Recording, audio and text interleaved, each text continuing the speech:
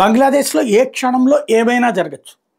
America ఎలా నిర్దేశిస్తే అది, China ఎలా నిర్దేశిస్తే అది, ఏ వర్గం ఆధిపత్యం చెలాయిస్తుంది అన్నదే అక్కడ కీలకం.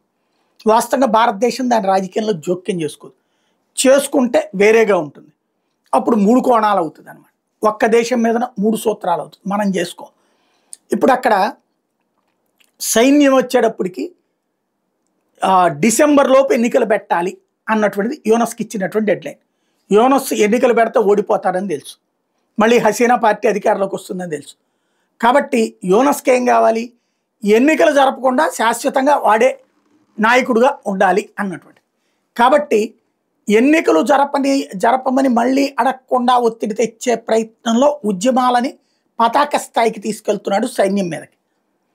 సైన్యమేమో ఆ ఉద్యమాలని అణచివేయడానికి ఆగుతోంది. రేపో మాపో అయితే సర్దుకుపోవాలి, లేదంటే యూనస్నే గృహ నిర్బంధం చేసి ఎన్నికలకి ఒప్పించాలి, లేదా యూనస్ని గృహ నిర్బంధం చేసి ఎన్నికల డేటు ప్రకటించి మీరందరూ ఎన్నుకోండి, యూనస్ని ఎన్నుకుంటారా హసీనాని ఎన్నుకుంటారా మీ ఇష్టం, మేమైతే సైన్యంగా ఈ దేశ రక్షణ కోసం ఉన్నామని ప్రకటించాలి. ఏం జరుగుతుందో చూడాలి.